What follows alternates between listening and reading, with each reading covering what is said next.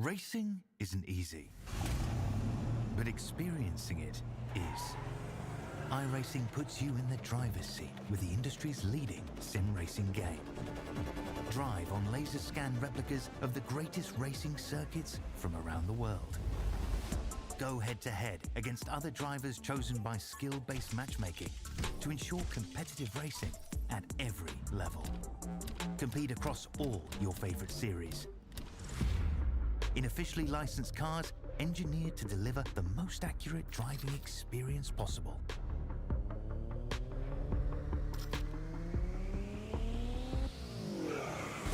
Join a race or host your own with players from across the globe. Race against the computer or in a league with friends. Feel the thrill behind the wheel. Visit iRacing.com.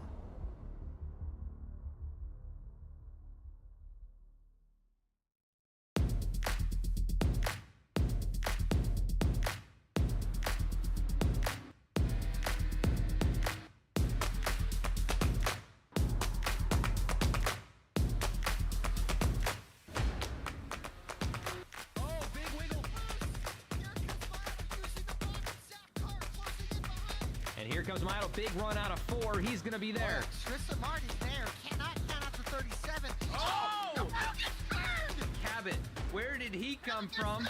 Here comes Zwack. A push from the 33. It's a drag race. The Magic Man wins it Auto Club.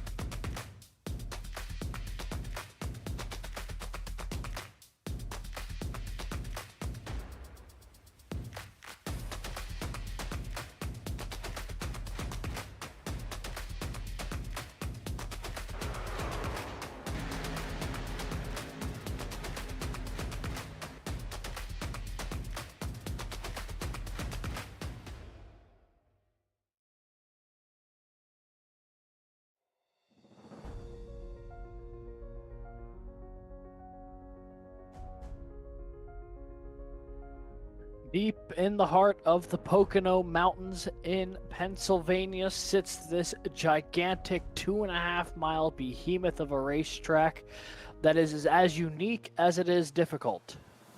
And it is the stage here tonight for the first race of the Overtake iRacing League Xfinity Series playoffs, live from the virtual Pocono Raceway. It is playoff time here in the OiL Xfinity Series. Race 13 of the year, but race 1 of 3 in the opening round of the playoffs. Should be an absolute treat to have you all join us here tonight for some Xfinity action here from the Tricky Triangle. I am your host tonight, Alex Gagnon, and alongside me in the booth, giving you all the sights and sounds here, is going to be Christian Hill.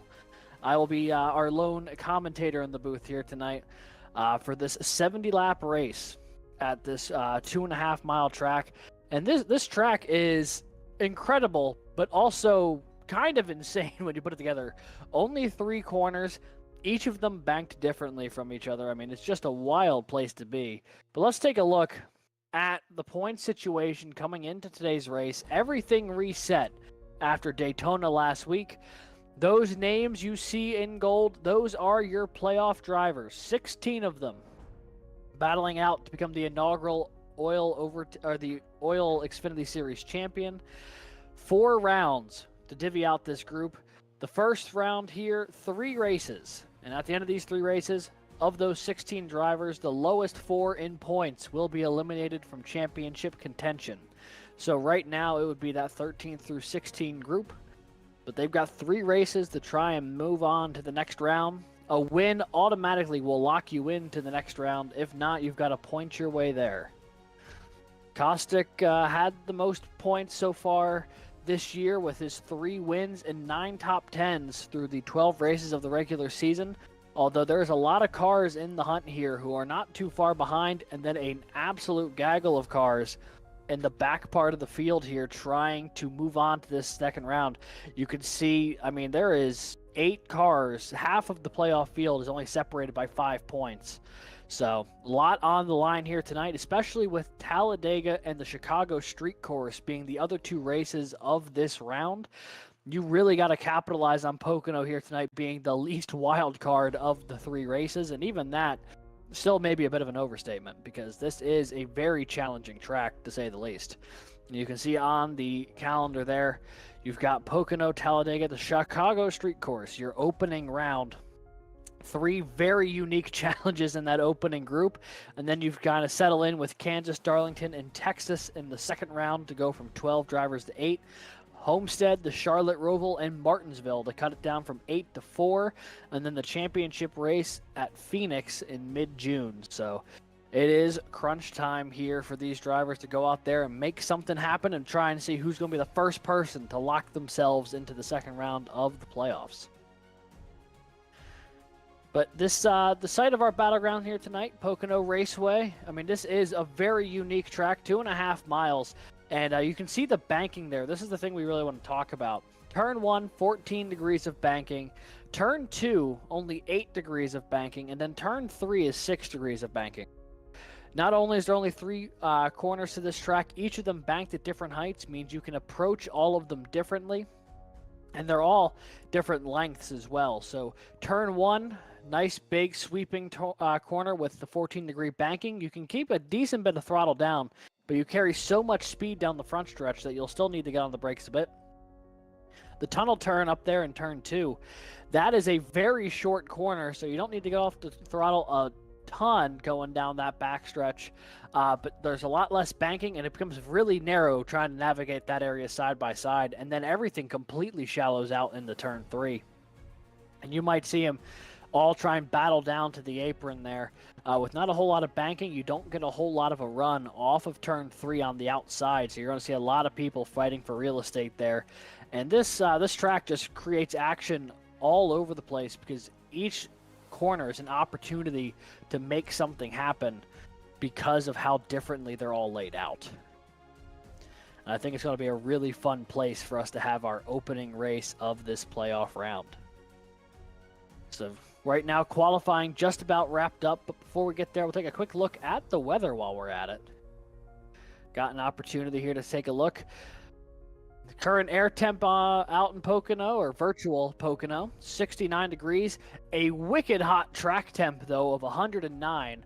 I'd imagine that will come down as the race goes on if the air temperature remains 69 degrees, but going to be a really slick track to start off here, and I think it'll cool down as the race goes on. That'll be a very interesting challenge for these drivers to try and handle tonight. The changing track temperature between the start and end of this race, I think, is going to be drastic, and the way you can approach these corners is going to be very drastic as well. Tire fall off is going to be pretty heavy in the opening going, I believe, and then it's going to take a long time for any heat to get up to optimal temperature in the later bit. And while we're sitting up here, we're thinking it's just about time for us to take a look at the grid. They'll be concluding in about 40 seconds or so. So let's take a look real quick at just who we think might have a good chance of picking up a victory here tonight from Pocono Raceway. The first person that my eyes cut to, obviously the points leader, Michael Kostick's been fast at a lot of different tracks this year. He won at Michigan, he won at Iowa, he won at Bristol, so he knows how to get it done on a variety of tracks. The one thing that concerns me with Kostick, though, is most of those victories have come in last lap opportunities. He's rarely been the car to beat, so I'm curious to see if that will change here tonight. Another car that I've got in mind is the 5 of Andy Kurtz, because his one victory this season was at Gateway. And Gateway, while half the size of Pocono, also a very unique layout of a track, and a track where you have to be very careful with how you approach the corners, and he was able to dominate that race. So I'd imagine the 5 might be able to translate some of that to Pocono here tonight, but we'll just have to wait and see. And then, of course, the guy who's second in the points right now, Alex Penn, more pole positions than anybody this year. He's got 3 from Mid-Ohio, Iowa, and Watkins Glen. 2 of those are road courses, but the 30 knows how to be wicked fast. And he has a couple wins to boot, so curious to see what he can bring here tonight as well. But we've got a very hungry field ready to get going in just a second. Let's take a look at the grid. Up on the pole, it is the 94 of Bobby Hall Jr., his 3rd pole of the season following Indianapolis and Nashville. He'll line up alongside the 24 of Tony Iverson, a couple of playoff drivers in the front row. Row 2, it's the 48 of Lucas Lyons and the 8 of Michael Kostick, the current #1 seed in these playoffs. Dustin Reinstedel rolling off 5th there in the number 11. Wes Wiegand, the surprise winner last week from Daytona, he will be rolling off 6th. Alex Penn rolling off 7th there in the number 30 machine. Mark Morton in the 2, rolling off in 8th. Matt Grenier rolling off 9th alongside Cody Anderson in 10th. Another couple of playoff drivers there to round out the top 10. Drew Prohl and Andy Kurtz rolling off in 11th and 12th, the 80 and the 5, looking to make their way up into the top 10 early. And 13th, it's the 56 of Craig Schroeder. And back behind the wheel, the number 4 tonight, it is Jim Ott in 14th. The 113 of Daniel Worthington came so close last week at Daytona. Could he get his redemption here tonight? He'll have to do it from the 15th position. And they'll be rolling off alongside the 08 of Daniel Cunningham. Justin Ray in the 38 rolls off 17th. To his outside, it's the 31 of Blake Hensley. Brett Bieber in 19th. Dakota Shepard in 20th there, the 32 and the 101. Tom Hall in the 93 will be rolling off in the 21st position tonight. The 67 of Michael Cole rolling off 22nd. And the last car in the field tonight is the 114 of Travis Bieber. He'll be rolling off from the 23rd position here tonight. Not where he wants to start to try and get his playoff ambitions off on the right foot, but you know, with only 23 cars in the field, an opportunity to make some noise early and try and make your way up to the field with not a ton of traffic in front of you. However, with the field being 23 cars, it is going to be really tough, I feel like, for drivers to get points separation if they're all running at their best. DNFs are going to be your worst nightmare here tonight, especially when all the other playoff drivers are expected to do well. And a win becomes even that much more crucial, because if everyone's going to be up in that front area, the win is the only thing that can guarantee they'll be moving on to the next round, especially with how tight the point situation is throughout most of the field. Using this pace lab is a nice little opportunity as well to kind of take a look at what we'll be seeing here tonight. This is in between turns 2 and 3. The pace car will be peeling off after turn 3 in just a moment.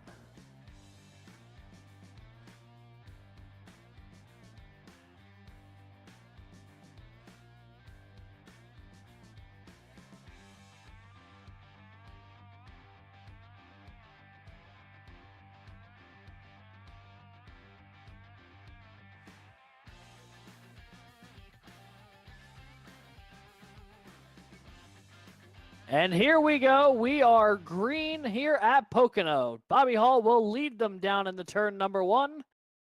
And the race is on to see who will be moving on to race for the championship. But it all starts here right now.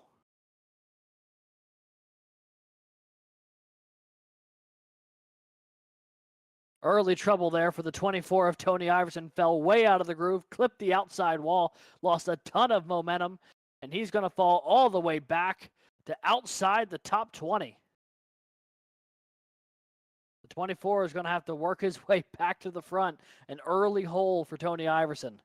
Meanwhile, up front, it's Lucas Lyons. He's going to look to the inside of Hall here in the turn 3 to try and take the lead away.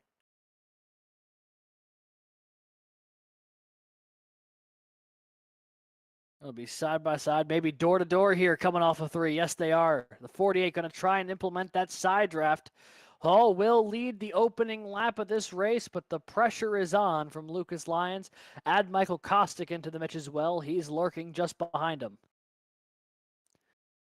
Lyons dives it into turn 1. He's going to slide up in front of the 94, and he will take the position away. New leader here at Pocono on lap number 2, Lucas Lyons in the 48, but here comes Bobby Hall back to the inside.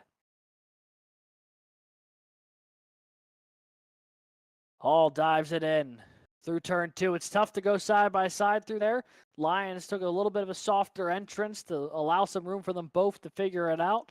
Hall takes the lead. Now Kostick dives in to take second place away, and Lyons will have to rally back from the 3rd spot.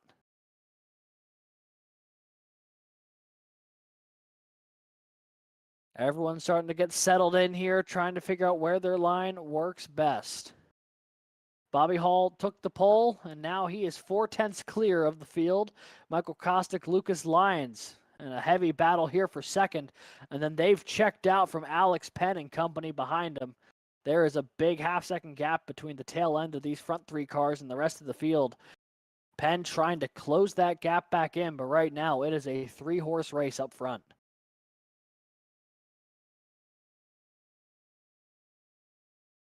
And you can see just how powerful the draft was there on the backstretch. We'll also see it here on the front stretch with how long the straightaways are here at Pocono. If you are within drafting range, you will make up a lot of time on the car in front of you just through the nature of not having as much air hit that the tail of your car hitting that wing.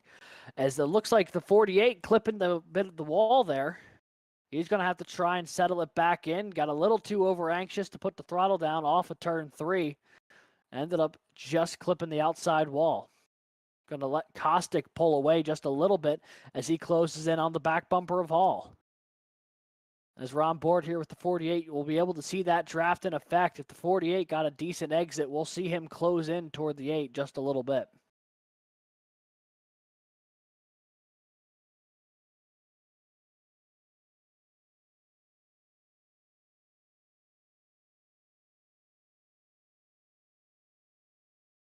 Kostick now taking maybe a look to the inside here of Hall.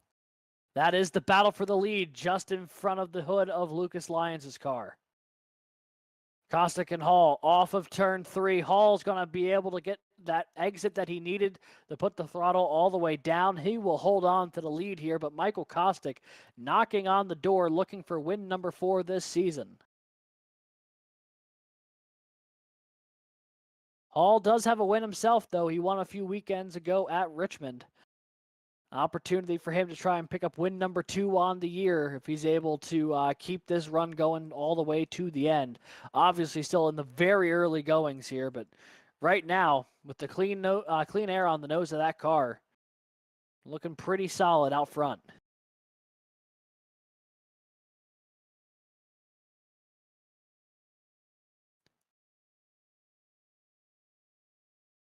Hall, 2 car lengths ahead of Kostick here as they make their way off of turn 4.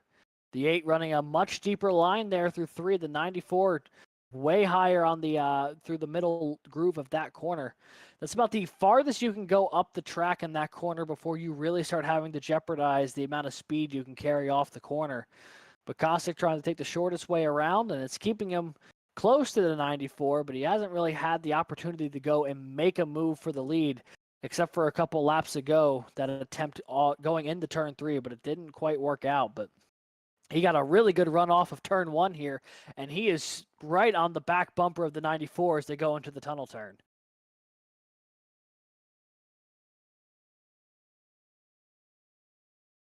Rolling on through.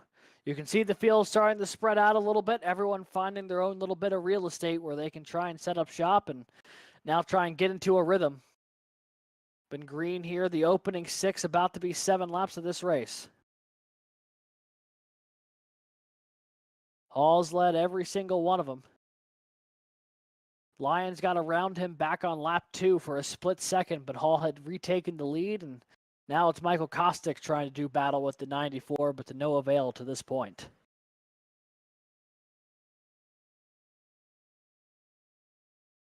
And these 3 are gone from the rest of the field. Mark Morton, 2 seconds back of Lucas Lyons right now, and that's the battle for 4th just behind him. But they've got an absolute freight train of cars from 4th on back. You can see them rolling into the corner on the back end of your screen there.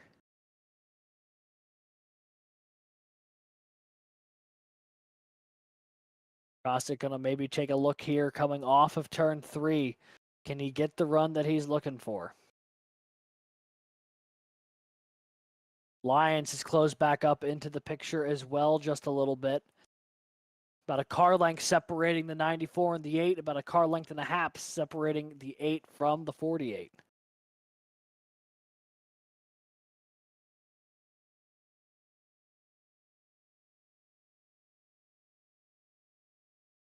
Early signs looking good right now for the top 3 cars They are in control.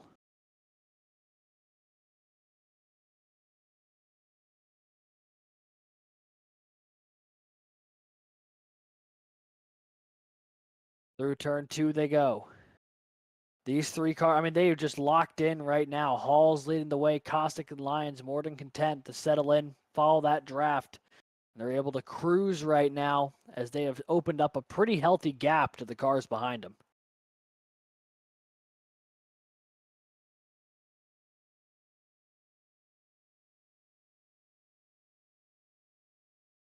Looking a little, or actually we got a battle for the lead right here. Kostick's going to try and take a dive to the inside.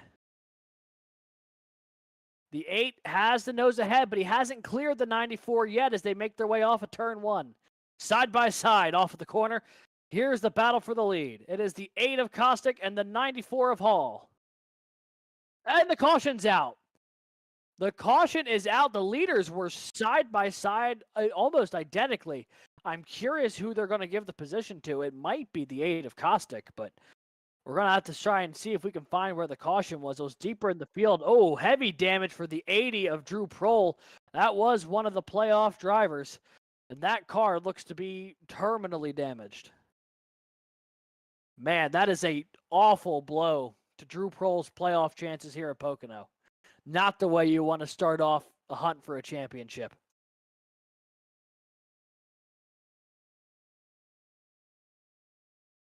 See if we can take a look at the replay here and see what happened.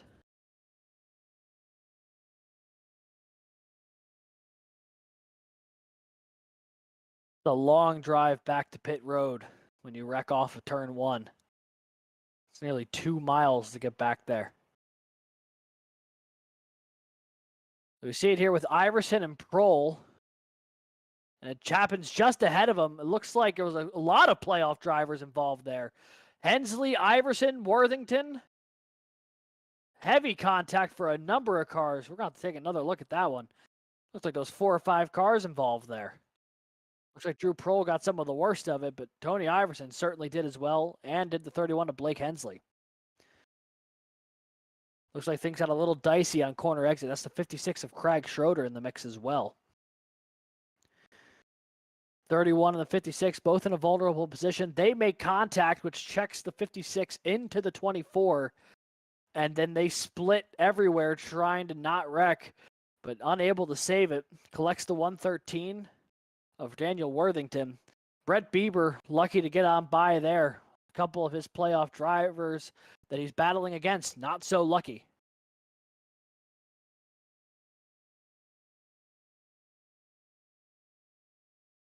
So the first caution of the night collects a lot of cars as they make their way down pit road for the first time here tonight. You can see the 31 of Blake Hensley, that car destroyed. But here comes the field for service.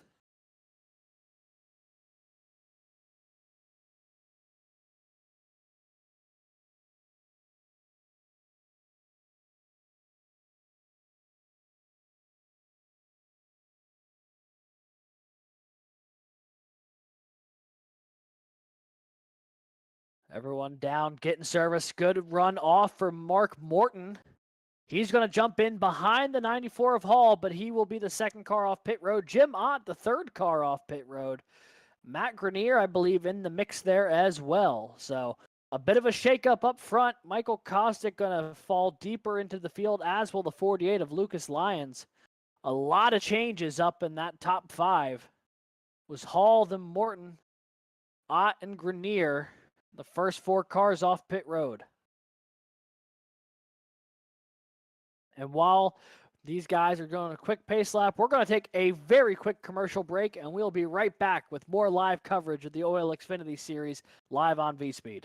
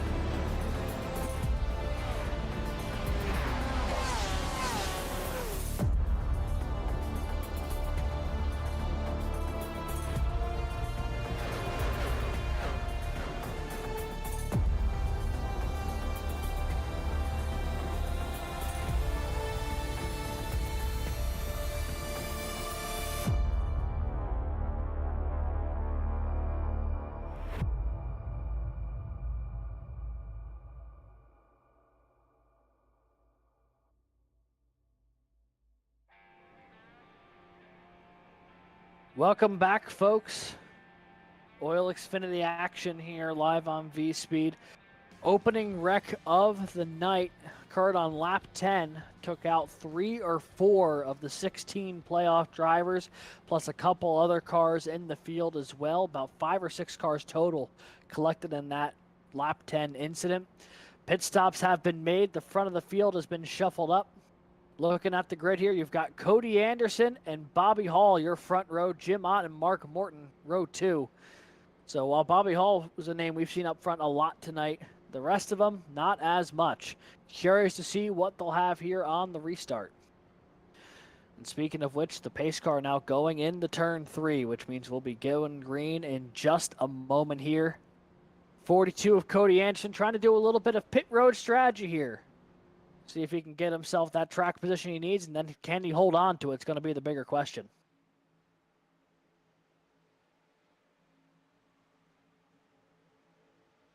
Pace car going to turn down pit road. Anderson and Hall, the control car. And here we go. Green once again from Pocono. A good jump there for the 42.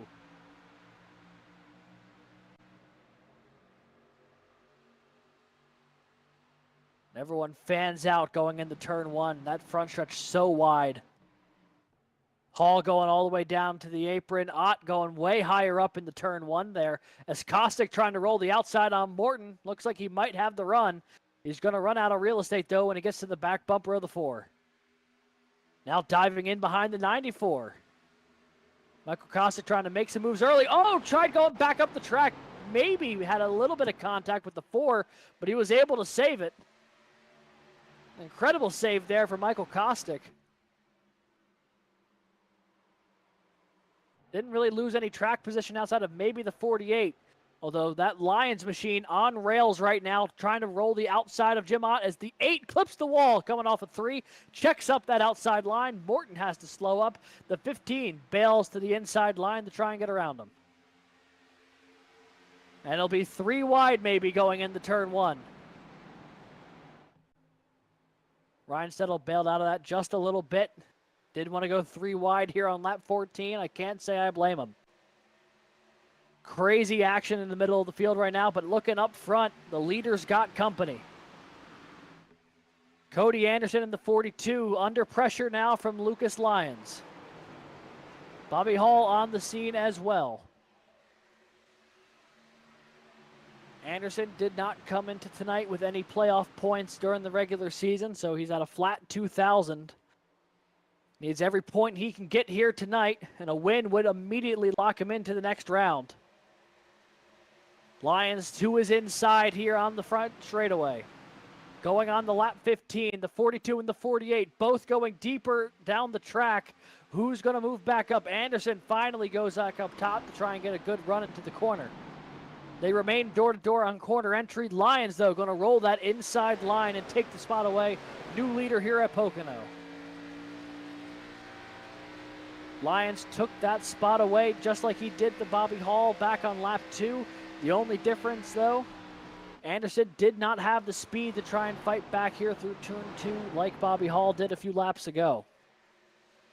And now Alex Penn with a great run to the inside of the 42. The 30 up into the top 3 for the first time tonight. Here comes Kostic as well, sending it into the inside. Bobby Hall going to try and follow him through. Everyone looking to go on the inside of the 42 of Anderson now. He actually clips the wall a little bit, checking up that outside line. Some frantic action here in the early going of Pocono. These guys aren't just settling in and trying to let the race come to them. They're going out there and they're trying to take it. Ryan Settle right on the back bumper of Anderson. Great shot there of turn 1. You see all those cars fanning out through the corner.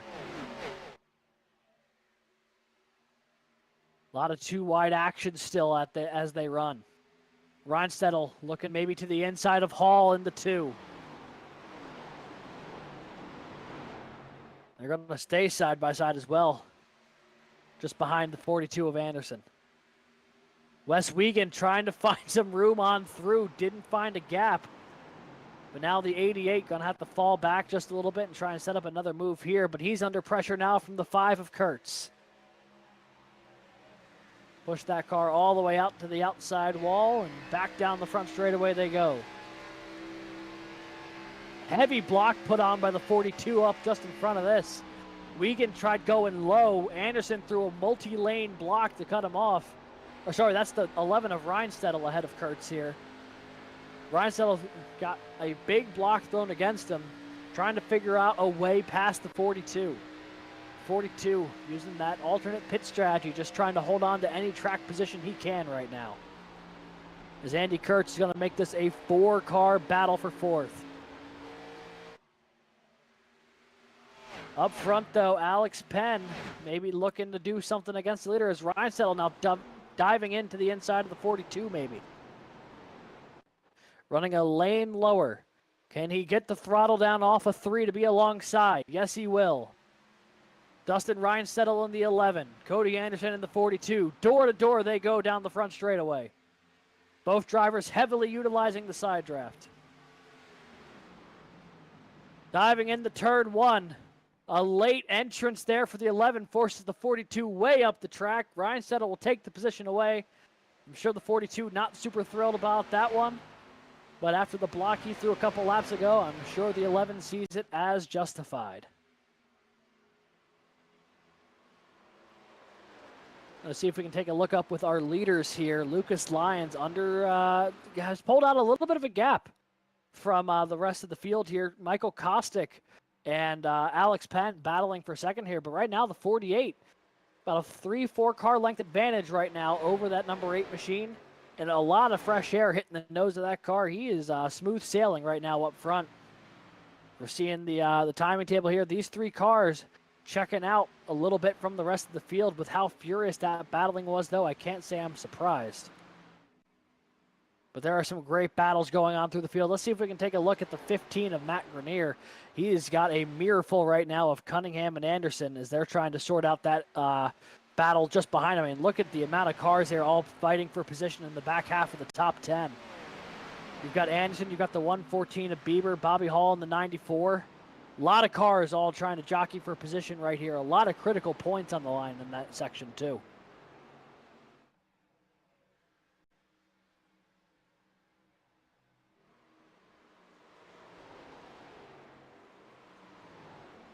It's been a slow but steady move to the front here for the 08 of Daniel Cunningham. He's now up into the 7th position. A little bit of pit strategy, a little bit of racecraft has moved him up decent few positions here, and now he's on the back bumper of the 15. Grenier and Cunningham, both playoff drivers looking for every point they can get here tonight at Pocono. Battling it out for 6th. It's worth noting, we do have one scheduled stage here tonight. It is set to come out at lap 25. Lap 25 will be the one and only stage break that is scheduled here this evening, which means Lucas Lyons is about 5 laps away from winning potentially here at Pocono. He's only got a 0.2 gap, though, over Michael Kostick, so that might be subject to change as that gap is shrinking. Michael Kostick is getting to the back bumper of the 48.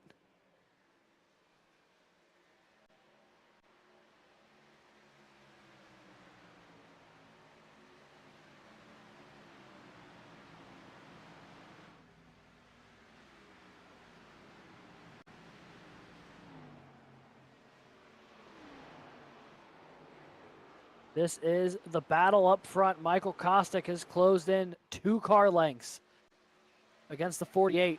The 48 diving a little farther down the track, trying to break some of that draft.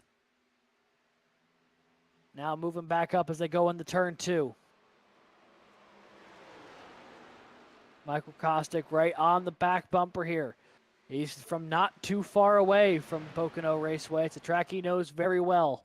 As he dives in, a great pass there from the 8. He'll take the spot away. The 48 looking to do the switchback on the inside, coming off a 3. Doesn't look like he was going to be able to get the power down enough, though. Michael Kostick has taken the lead here with 3 laps to go in the stage. Could be some extra points for him in his hunt for the OiL Xfinity Series Championship. Lucas Lyons, though, not letting him get away. Less than a car length, the gap between the 8 and the 48. You can see from the overhead shot there how close it is between those two cars, and that Alex Penn's not all that far back either. The 30 having a pretty decent start to this race, but not as good as those two guys in front of him. Into turn 3 they go. The 48 continues to look about as low as he can going through turn 3. Kostick will move down the track to try and block that, try and take some of that fresh air away from the nose of the 48. Lyons will remain in the draft, though, so he will be able to pull right back up toward the 8. But catching a driver is one thing, passing him is quite another here as we make our way on to lap 23. 2 laps to go in the stage.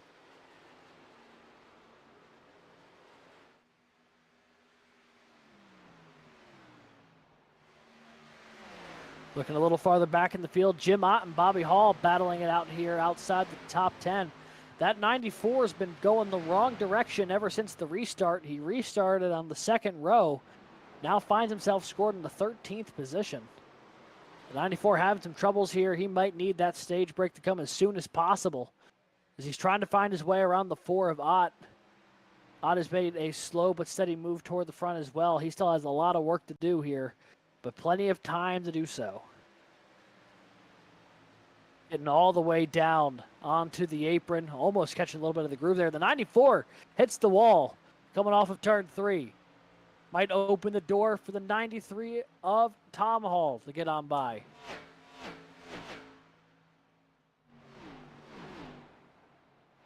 So rolling on through turn 1 here. The 94 and the 93 nose to tail off the corner.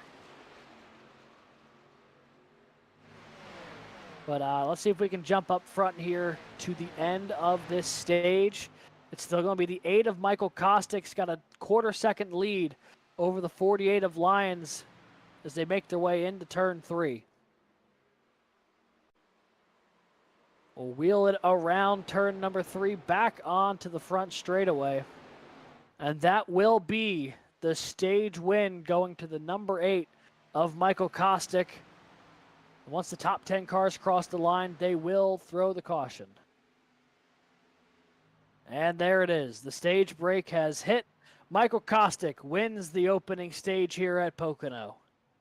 Lucas Lyons second, Alex Penn third, with Kurt Reinstedel, Grenier, Cunningham, Travis Bieber, Justin Ray, and Brett Bieber all pecking up a little bit extra points in their standings race.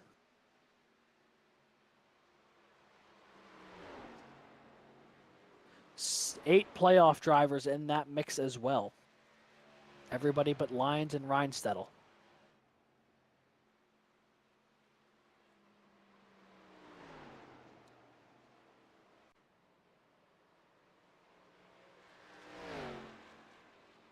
Gonna be interested to see what the strategy is here for some of our leaders when they go to make their way down pit road, if they will. Be interesting. Yeah, let's take a look here at the race analysis. 70 laps today is the goal. The stage at lap 25, like we're seeing there. And that's what we're actively under the yellow flag for, our second yellow of the day. Only one of those has been naturally occurring, though. Pit road speed here, 55 miles an hour.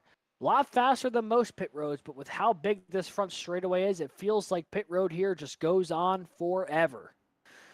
Very easy pit road to get onto under caution. A little tougher under green, but there's still a good bit of room to get down there. It's just a bit of a shallow entrance. Got 4 sets of tires on the wall, plus the set you already had on the car to start the race, so a lot of drivers have already come down to make their first tire and fuel change, so a lot of them will still have 3 sets of tires back behind the wall ready for them if they come down this time by.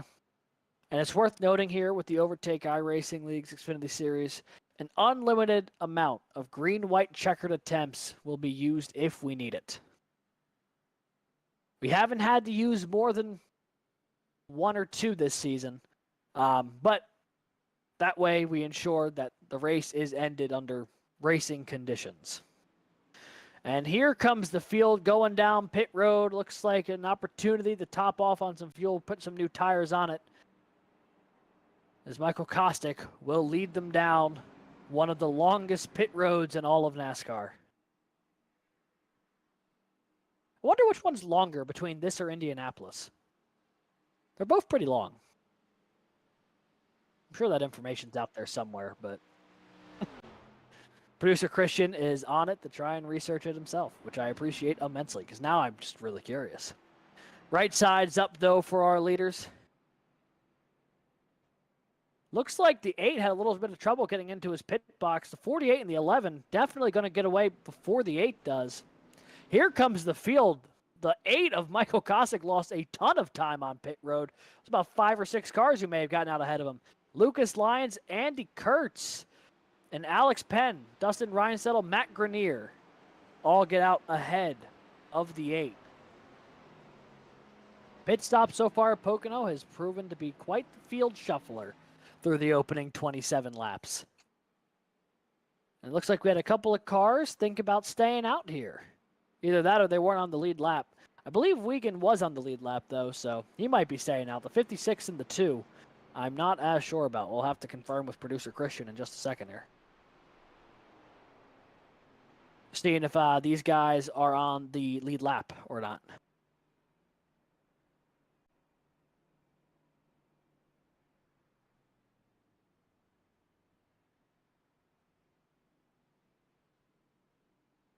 Looks like all 3 of these guys on the lead lap. So they are staying out. 2 of them, I believe at least, came down pit road at lap 10.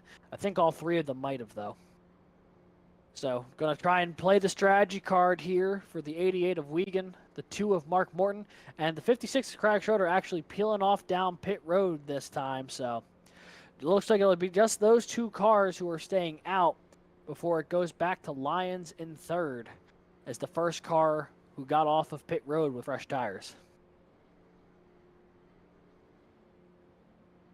I was incorrect entirely. Talladega, folks, has the longest pit road in NASCAR, which I guess also shouldn't shock me too much, but I'd imagine Pocono and Indy are at least in the top 5.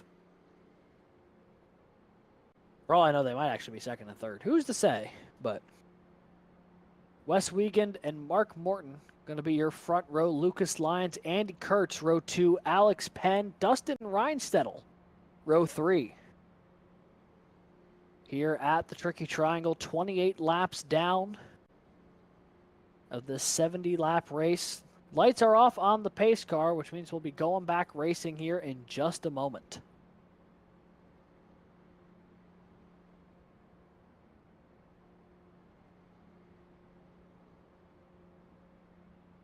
The 88 of Wes Wiegand, who's currently in the lead, had a phenomenal walk-off win last week at Daytona to even find himself in the playoff hunt. Did not record a top 10 through the opening 11 weeks of the season, but was able to snatch the victory away in the closing minutes of the Daytona race last week, and now has as much of a chance as the other 15 drivers in the playoff field to try and advance to the next round. And because of the win, he's even seated higher than quite a few of them for those who made it in on points. Mark Morton running a part-time schedule there in the 2. His run at Bristol and Daytona to this point has run well, just hasn't had the finishes he's been looking for due to incidents beyond his control. Pace car peels off here, and the green flag back in the air here at Pocono. Wiegand and Morton going to lead him into turn 1.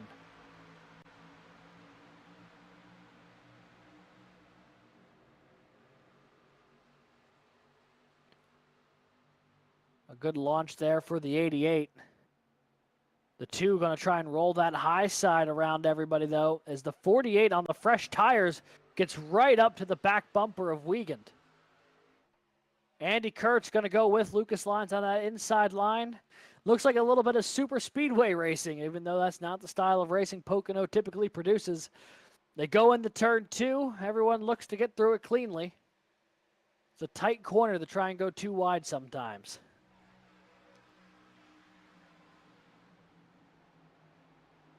Nice little overhead shot here. You see Penn and Kurtz battling.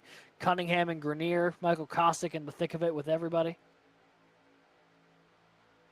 So Wes Wiegand will lead the lap, followed by Morton, Lyons, and then this battle for fourth between Andy Kurtz and Alex Penn.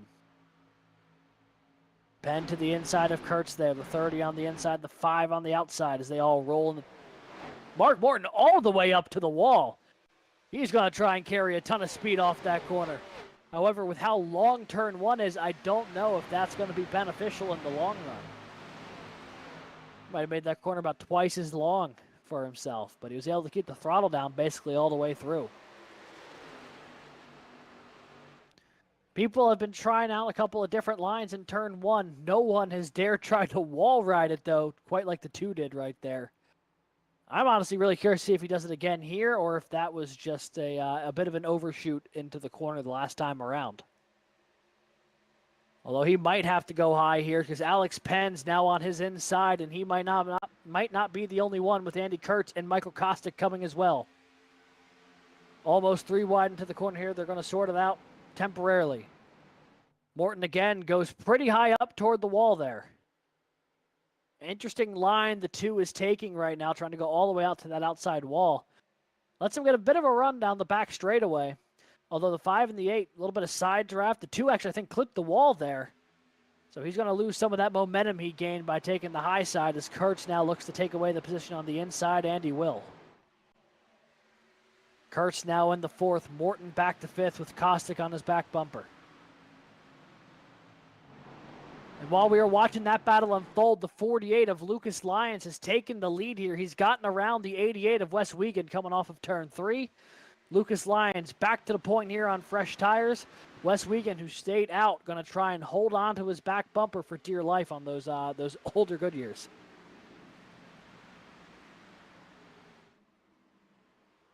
That is the one thing with pit strategy here at Pocono. The draft, pretty prevalent. Allows you to try and get a little bit creative. It may not help you get the win, but it might help you get a good finish if you're able to hold on to someone's draft. But now Lyons starting to pull away there from the 88. And while everyone else is battling behind him, it's going to create some separation as Wiegand clips the wall coming off of 2. The 88 lost some momentum there. He's got a mirror full of the 30 of Penn now behind him. Alex Penn going to try and look to the inside here on the front straightaway. Little onboard shot there of Wiegand. Side by side they go. Penn on the inside, Wiegand up high. Lunging into the corner there is the 30. He'll take that position away and move back into P2. Alex Penn has yet to win on an oval this season. Could today be the day for the 30? He's had good runs all year, but has only been able to close out the race on the road course. We'll have 2 more of them during these playoffs, the Chicago Street Course in 2 weeks' time, and then the third to last race of the season at the Charlotte Roval. So if the 30 can keep himself in contention through then, might have a chance to make it all the way to the finals, as he nearly met the front of the 88 there. Those 2 cars got really close in turn 3. They both had to get out of the throttle just a hair, and now here comes the 8 of Michael Kostick. A 3-car battle for second. The 8 going to look to the inside of Wiegand here, and they're both just behind the 30 of Penn. Nose to tail, Penn, Kostick, and Wiegand. 2nd, 3rd, and 4th. All these cars, though, nearly a second back of our leader, Lucas Lyons. Then in 5th, you've got Andy Kurtz, and a bit of no man's land between the top 4 and the rest of the field.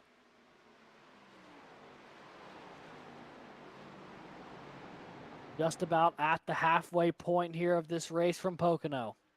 The opening race of the OiL Xfinity playoffs. It's a win and you're in kind of situation for any of these playoff drivers, although right now, the guy leading the race, not one of the playoff drivers. Looking a little farther back in the field, we've got some good battling going on here. This is for the 9th and 10th position. Anderson and Morton, Ryan Stedel and Brett Bieber. Throw Jim Ott into the mix as well. There's 5 cars all battling it out here from 9th on back. 3 wide now there as Ryan Settle dives to the inside. He'll take that spot away. The 2 did not carry the momentum he wanted through that middle lane. Bieber goes around on the outside. Ryan Settle on the inside. And now they'll be side by side diving in here for 10th. I think Ryan Settle will take that position away. Yes, he will. Just ahead of the 32 of Bieber. Meanwhile, back here, the 114 of Travis Bieber battling it out with Justin Ray and Mark Morton. A lot of cars exchanging positions here right now. Looking a little bit like Wall Street on a Monday morning.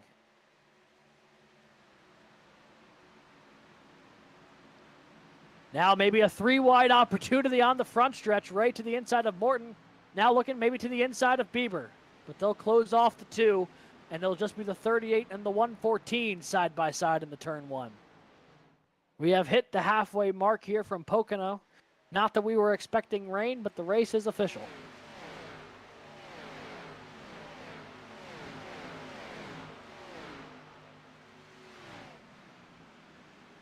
Producer Christian mentioning that they have wet tires for the NASCAR Xfinity Series, which is true, although I don't think the sport really likes them on the 2.5-mile track where we can get almost up to 200 miles an hour. I think they might veto that decision.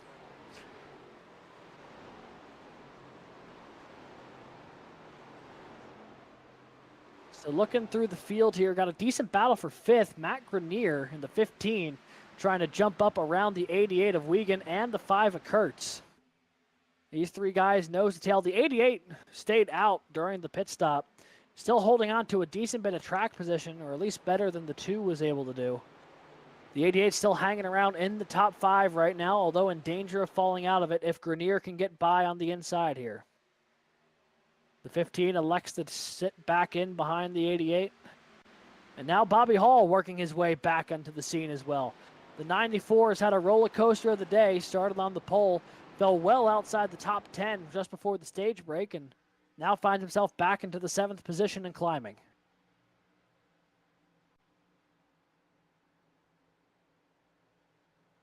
Wiegand's got about a car length of a gap behind the 15. Then you've got the 94 car length behind him.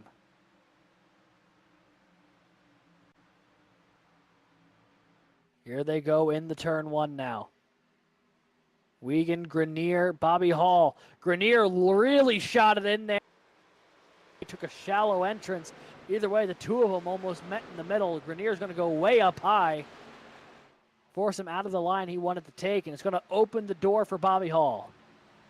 The 94 to the inside of the 15 here going in the 2. The pole sitter looking to take that yellow line all the way around and does. Take away that 6th spot. Looking for more here as he closes in on Wiegand. Cunningham getting involved into this battle as well. A little chop of the nose there as the 94 comes on down to make sure the 15 doesn't have that run he wants. You can see a nice view of the roof of the stands here, and now it opens up to see the action on the front straightaway.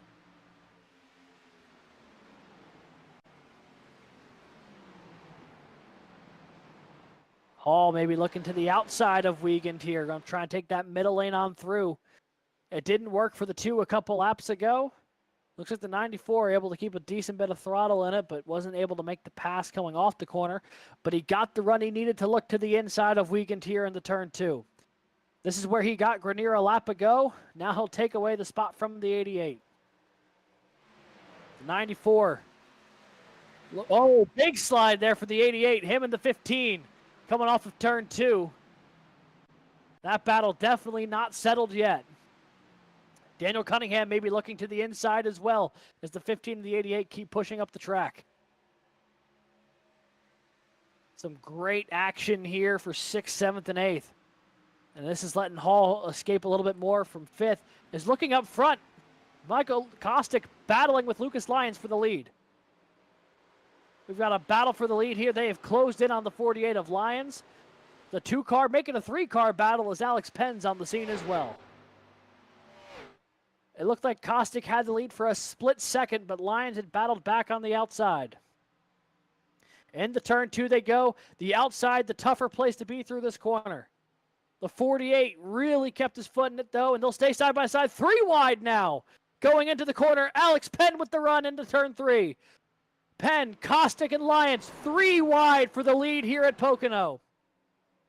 Incredible stuff coming off the corner. Will they all get it sorted out? Yes, they will. They'll stay door to door. The 30 had a really shallow exit. He'll loop back in behind the first 2.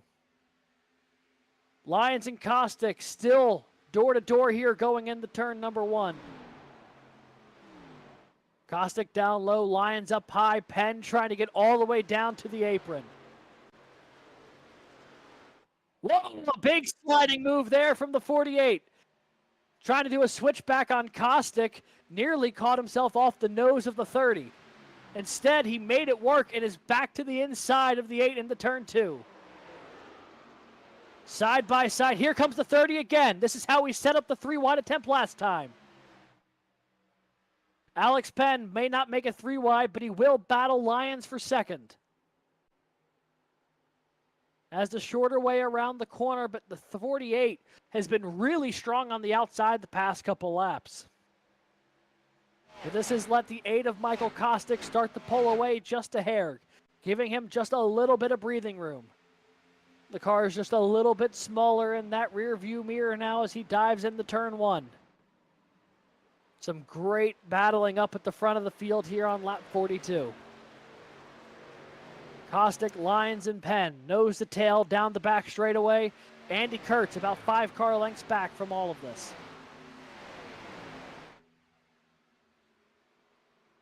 And it looks like things may be settling in just a little bit here between the leaders. Might have been a little bit too much excitement for some of these guys, especially with still almost 30 laps to go. The 48 had a really good run off of 2. He's closed right into the back bumper of Kostick. Can Lyons get something going off of turn 3? It looks like the 8 got a great run off the corner and is really opening up that lead. But as the 48 falls back from the 8, he falls right into the clutches of the 30. 1 car length the difference between Lyons and Penn. Andy Kurtz starting to make some forward headway to this battle as well. He's only 5/10 back behind Penn.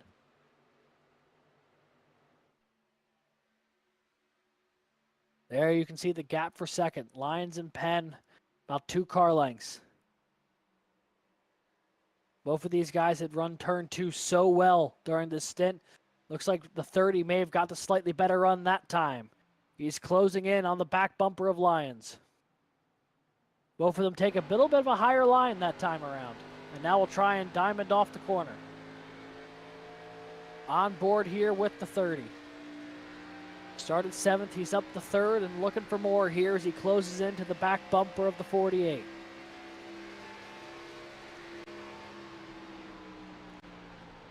And into turn 1 they go. The 30 takes a soft entrance in. He wants to really try and put the power down coming off the corner.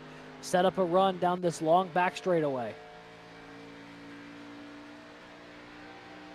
Gap holding at 1 car length. Some brilliant onboard stuff. You can see how fast those trees are whipping by too. I mean, they are getting up to some high speeds on this back straightaway. Not a great run there through turn 2 though for the 30. He's going to fall back just a little bit from Lyons.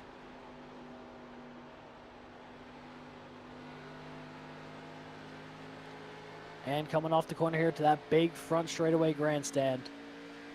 Kostick, Lyons, and Penn going on the lap 45 here.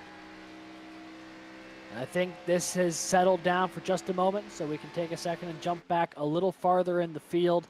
Maybe take a look here at the 4 of Jim Ott. He's trying to get around Matt Grenier for 7th.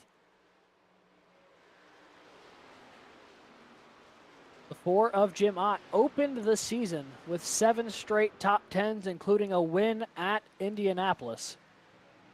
Another 2.5 mile non-restrictor plate track, although the 2 race very differently. But he has worked his way into the 8th position. Now he's looking for more if he can get around the 15 of Grenier. And then you've got an absolute party behind them. If we jump back, look at this. 9th through 13th. Look at this battle here. Justin Ray to the inside of Wiegand. That's the battle for 10th there, Wiegand and Ray. But all these cars are on the lead lap. All of them are battling for position. 38 of Ray, the 88 of Wiegand. Side by side down the front straightaway. Here comes the 11 of Reinstedt.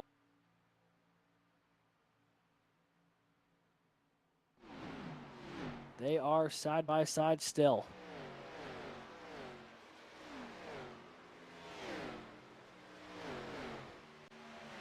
Oh, the 42 heavy into the outside wall coming off of turn 1. It keeps the car moving forward, but that thing definitely has some damage on the right side. It's going to close in this whole battle. Wiegand and Ray just behind him. Reinsettle just behind them. And then Travis and Brett Bieber lurking in the wings. On board here with the 11 of Dustin Reinsettle.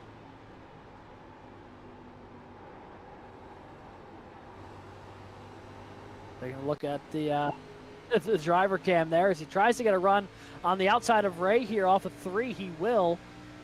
Side by side with the 38, but he's got nowhere to go. The 88 just in front of him. There was nowhere to go with that run, so he just had to settle in. But a great lunge through the middle of the corner.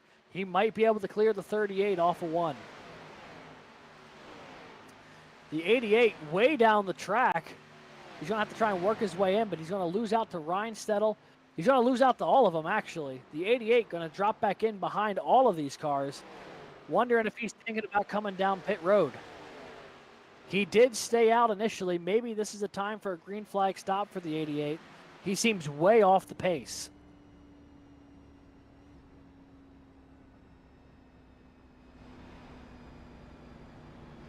Something is wrong with the 88 of West Wiegand. Down into the apron, almost into the grass now. He is way down on speed. Limping that car around turn 3. And he's going to bring it down pit road. A couple other cars also making their way down pit road here. The 93 of Tom Hall, one of them. There was a couple more ahead of him as well. The green flag pit cycle, likely the last time they'll need to come down pit road if this stays green. Underway right now, starting with the 88 of West Wiegand.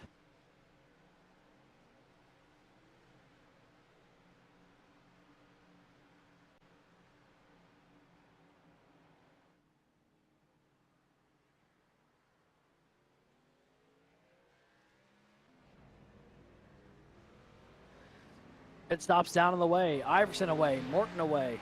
Wiegand's got the left sides up. Will they stay on the lead lap here? That is the question.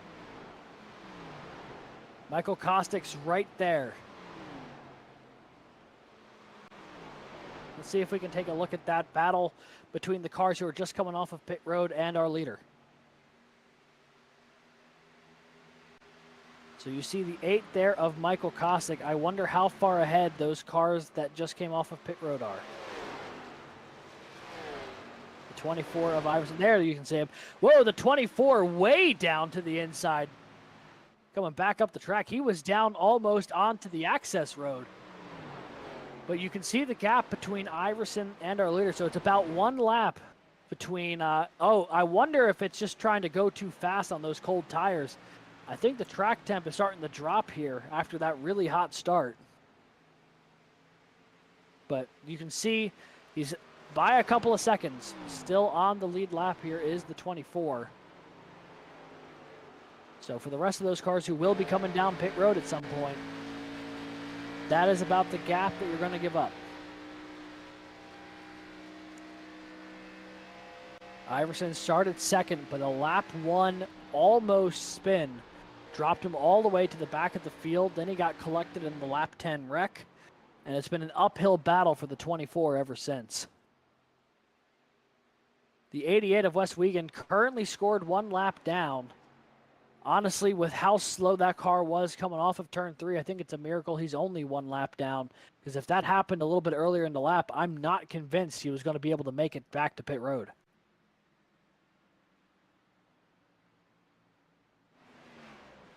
But now cars starting to settle in. The first couple cars to make their green flag pit stops have. The rest have not. A few more making their way down now. Justin Ray, Cody Anderson. These are two of those cars that were battling at the tail end of the top 10 a few laps ago. The leader also down pit road here. Here comes the 8 of Michael Kostick down. His last stop of the day. At a rough pit stop during the stage break. Will it go better this time?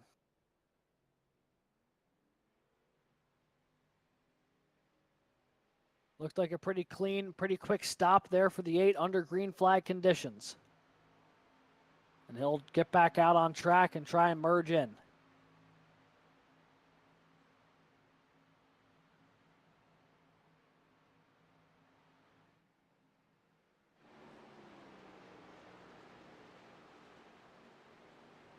So Alex Penn, the only car yet to come down pit road, I think, from that lead group. He's got a huge gap on the rest of the field, but I think a lot of those cars have already come down pit road.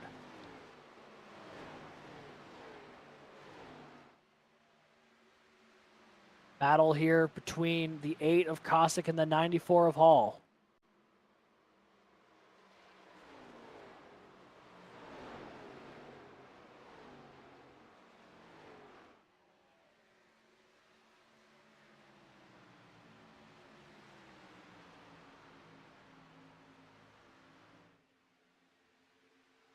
"19 laps to go here from Pocono. Andy Kurtz has inherited the lead during this pit cycle.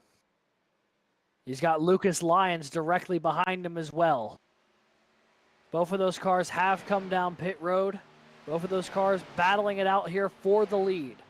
The 5 of Kurtz and the 48 of Lyons.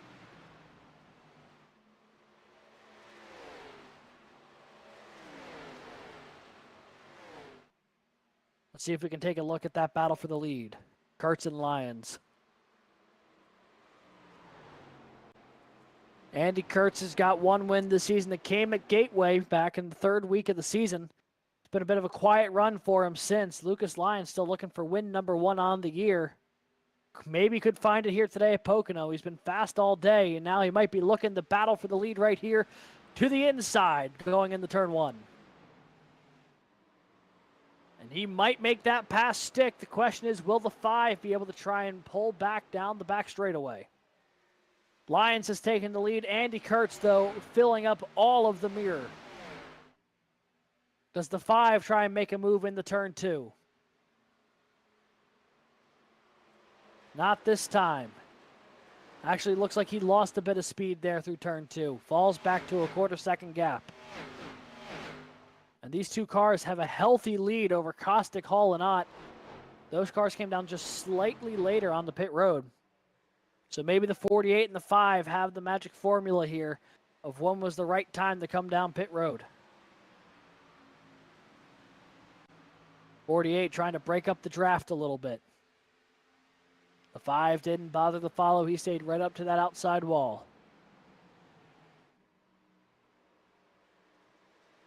Been a great drive so far today for the 48 of Lucas Lyons, qualified in the top 3.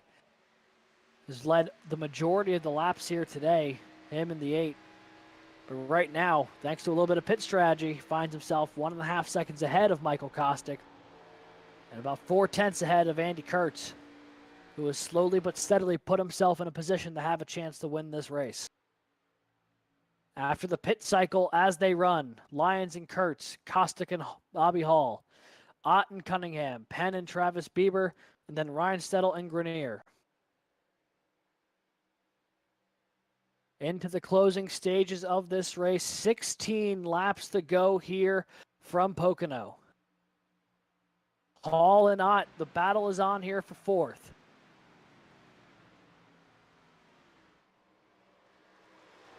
Ott maybe looking to the inside here through turn 1. Cunningham not too far behind him either. A good run off the corner for the 4. He's closed right in to the back bumper of the 94. Where will he try to make his move? He's going to follow him there in the turn 2. Great run through the corner, though. He might look to the inside here in 3. Now he pokes his head out at the last second, looking to the inside of Hall. The 94 drove it real deep into turn 3, though.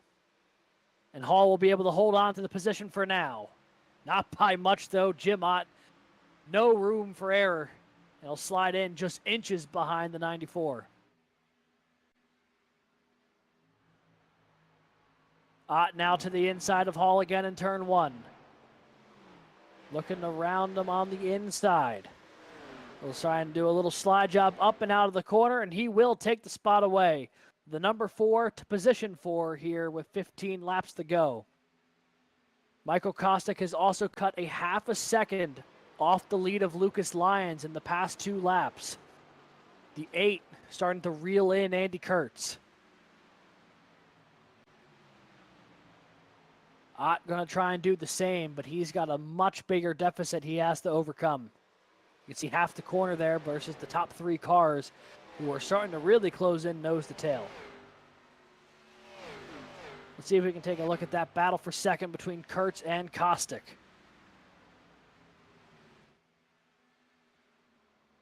Nice little aerial shot there. You can see the gap. The 8 has cut a second off the lead of the 48 over the past 2 or 3 laps. Has 1 car separating him from the leader right now, and it is the 5 of Andy Kurtz. Both of these guys, very talented racers. So is the 48. All 3 of them incredibly skilled. Curious to see what the 8 does here. He's on the slight tire advantage. That's how he's cut down this deficit. Right now, though, laying in wait. And then this little draft tandem between the 5 and the 8 also starting to pull them back in to the 48. About to be a 3-car battle for the lead at this rate. They'll cross the line. 13 laps to go now from Pocono and the opening race of the OiL Xfinity playoffs. Lucas Lyons, a quarter-second gap over Andy Kurtz. Kostick looking to the inside and 1. Here comes the 8 around the inside. They'll be door-to-door off the corner. The 8, though, with a shallow exit. He's trying to stay along the 5, not going to be able to do it that time. He'll slide back in behind Kurtz here going in the 2. The one luxury that Kostick has right now on his hands is time. He's closed the gap. He doesn't need to force the issue if he isn't there, but he sees the window of opportunity here going into 3.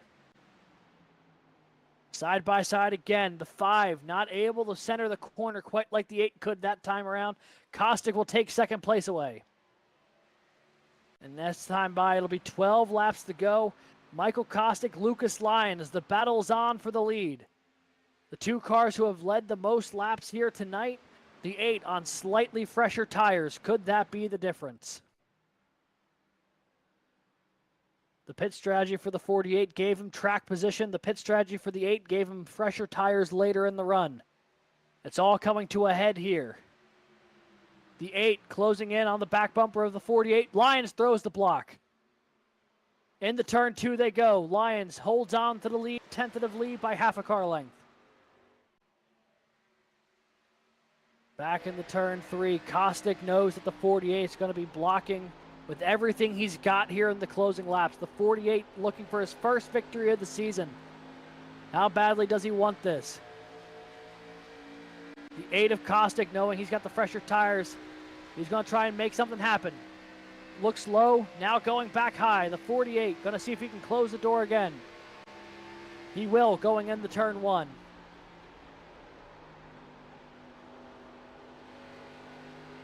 Less than a car length between the 2. You can see on board here the 8 closing right up to Lyons. Going down low again. This time Lyons can't throw the block quick enough. Side by side they'll be going into turn 2. This is the battle for the lead. Kostick to the inside in turn 2. Lyons trying to stay right on his door.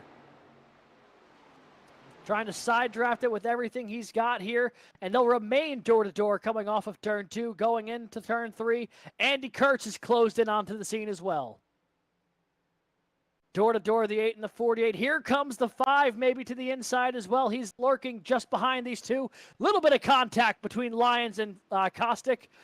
That'll shuffle this field up a little bit. Kurtz pushing the 48 as far as he can here to try and get alongside Kostick.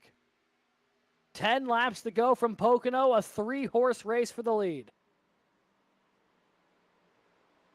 Lions, that middle lane, Caustic down low. The 8 got a good run off the corner, and they'll be side by side once again. Andy Kurtz right there with him as well. Side by side, they'll be in the turn 2. Caustic, can he get it done this time? Lions not giving him any room on that outside. Not able to complete the pass, still side by side. All of this side drafting is letting Kurtz hang right there with him. Caustic trying desperately to dive in and clear the 48, unable to do so in the corner entrance. Trying to here, he will clear him coming off of turn 3. Was just able to slide up in front of Lions. And now with 9 laps to go, it is Caustic, Lions, and Kurtz.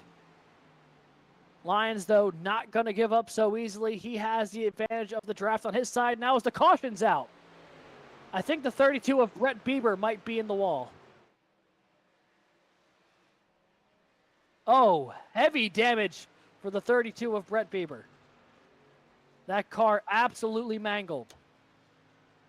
Another one of our playoff drivers running into ill fortunes here late in this one. Let's see if we can take a look at the replay to see what happened to Brett Bieber. I mean, that car is eviscerated.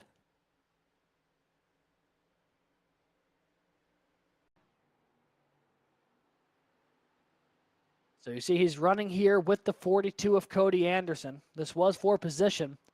And just catches a bumper full. Oh! And catches the sand barrels on pit road. Heavy contact. The lid just bails out late. But man, heavy contact for the 32 of Brett Bieber.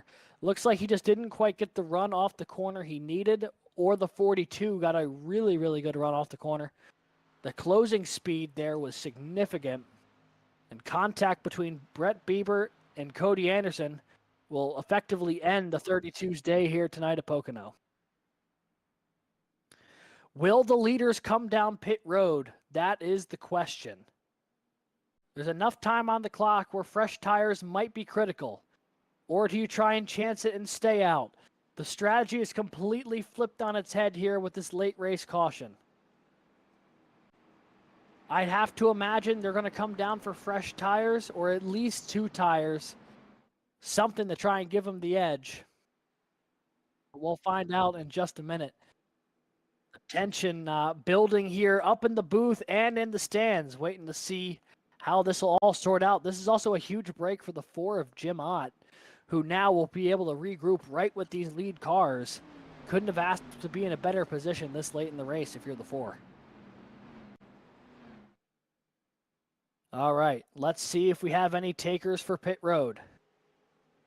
They're all starting to make their way on down, and it looks like they will. The lead lap cars are going to be coming down pit road. The 31 of Hensley stays out, but he is well off the lead lap, so not really a factor there. This is the money stop. Ott and Kurtz pulling into their box. Same deal with Penn and Cunningham. Up front, Caustic and Lyons into their box. Looks like a clean entrance for all of the lead 4 cars.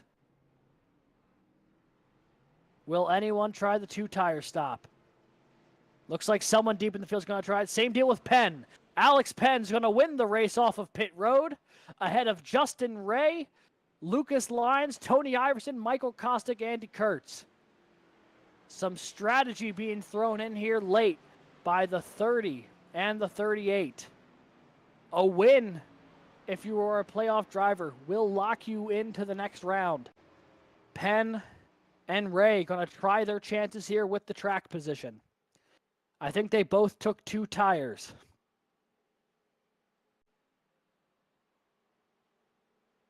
Seven laps to go now. When we get back to racing, I believe it will be 5 laps to go here from Pocono.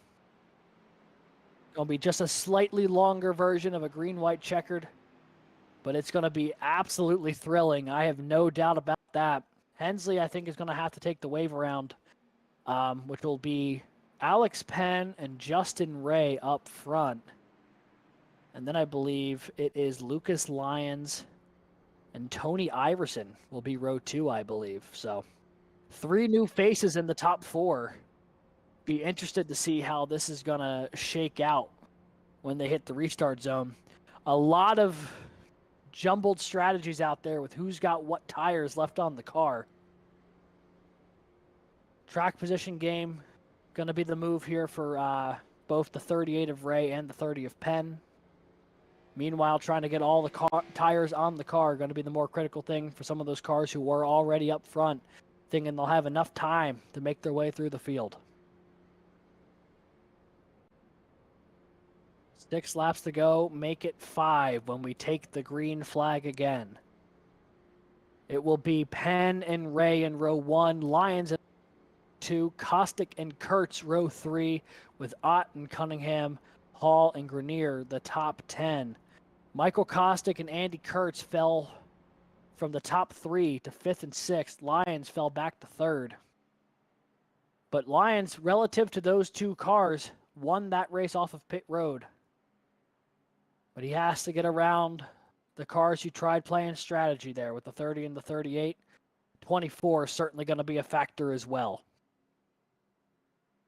The virtual fans are on their feet for what's certainly going to be a crazy finish here, and we do have an unlimited number of green-white checkers if they are needed. And if it comes to that, we'll get into the details of that a bit more, but right now, they'll have 5 laps to get to the end of this race when they hit the line. Penn going to take that outside line here. Justin Ray has not run up in that top 3 or 4 cars really all day. Really curious to see what the 38 is going to bring on the restart. We know that the 30's been able to hang in those podium positions. Iverson hasn't really been up here all day, but he qualified 2nd. And then that leaves the 3 cars who were battling for the lead at the time of caution. Everything to race for here, a chance to move on to the next round on the line. Pace car peels off. Here we go for maybe the final time from Pocono.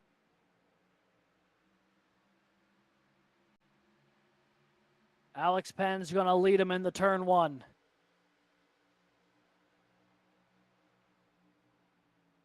Lyons looking to the inside of Ray. Iverson trying to roll in there as well. Nearly some contact between the 38 and the 48. Both of them have to get out of the throttle a hair. That's going to let Penn extend that lead. Here comes Kostick and Iverson as well. Everyone fanning out into turn 2. Almost 3 wide for a second. Iverson a little loose going through the corner there, able to catch it, but it forces the 8 to check up. Andy Kurtz maybe looking to the inside here. Now Ott diving to the inside of Kurtz. Everything's starting to get thinned out. It's going to be 4 laps to go. Alex Penn trying to get away from the field. Ray, Lyons, Iverson, and Kostick, your top 5. And then Ott battling with Kurtz for 6th. In the turn 1 they go. Ott and Kurtz still side by side. They want that 6th place position. The 38 really slow through turn 1. Ott taking evasive maneuvers to avoid him. He loses out a ton of positions, but that's going to open the door for Lyons. Lyons is on fresher tires than the 30. Can he find a way up to the back bumper of Alex Penn in the closing minutes? He's got fresh track in front of him now. The 38 falling way back. He's down the 9th. Iverson, Kostick, and Kurtz all duking it out here in turn 3. Kostick gets around Iverson. Kurtz trying to do the same, but unable to do so. Big block thrown by the 24, but Kurtz now looking to the outside. Iverson, big block on Ott. They're going to maybe be 3 wide in the turn 1. Oh, here we go, almost 4 wide. Almost sending it way to the outside.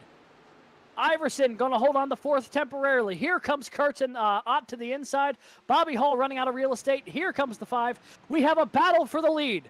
Penn and Lyons, they are nose to nose, or nose to tail. The battle for the lead is on. Lions on the back bumper of Penn, side by side for the lead.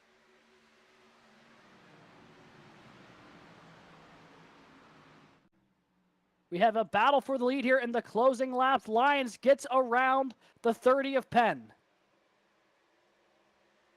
It's bringing the 8 of Michael Kostick with him.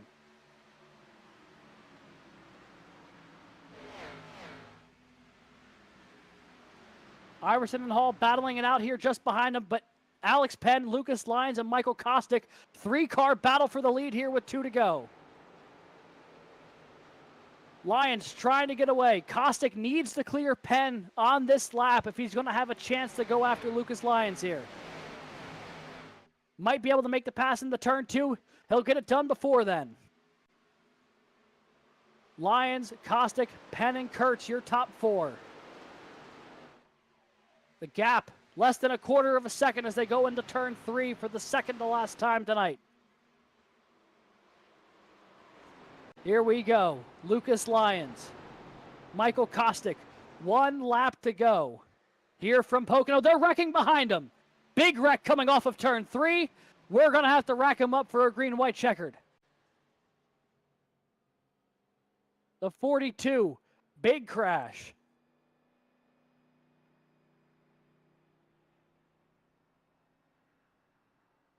We're going to see if we can take a look at the replay in a moment here.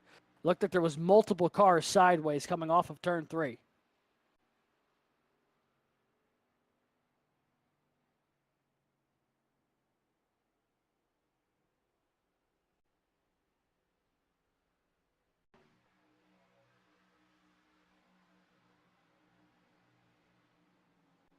This is the replay in the turn 3. Ryan Stedel gets knocked out of sorts when he makes contact with the 42. He's trying to save it. Washes up the track, collects the 42. They both go sideways. Wiegand escapes to the inside, as does Bieber. Tom Hall narrowly gets away as well, so I think it was just those 2 cars, unless someone also made contact deeper in the field with Ryan Stedel.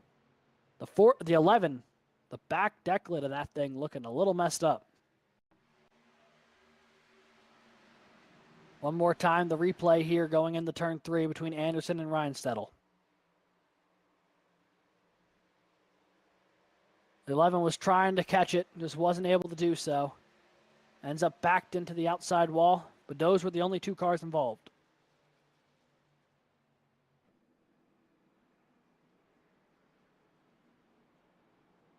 They're both going to bring it down pit road, and we will be having a green-white checkered attempt. So for anyone who may not be familiar, the green-white checkered basically goes as follows. When they take to the green flag again, it will be 2 laps on the clock. 1 lap of green, the last lap, and then the checkered. If there is a caution that comes out with 2 laps to go, they will try it again.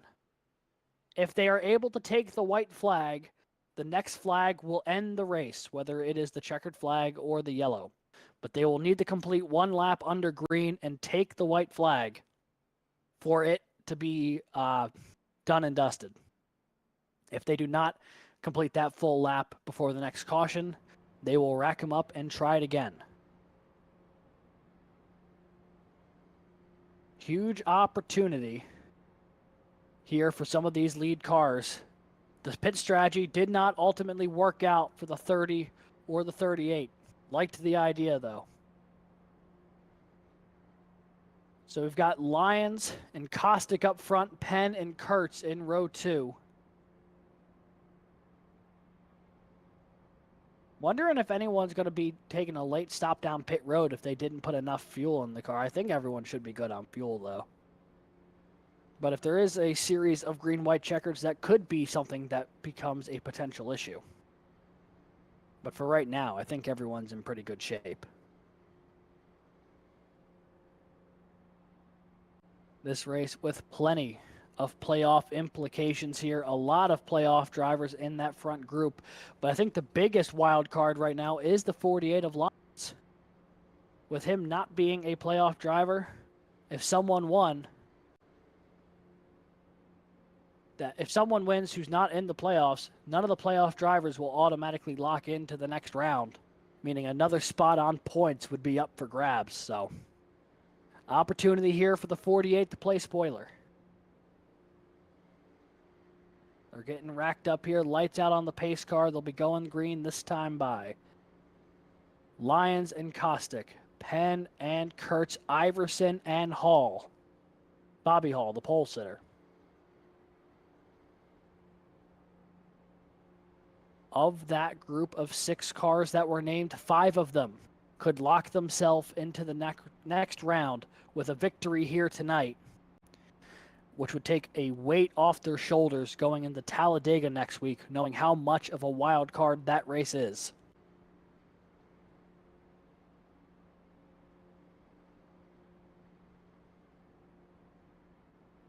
Be really interested to see what's going to happen on this restart here.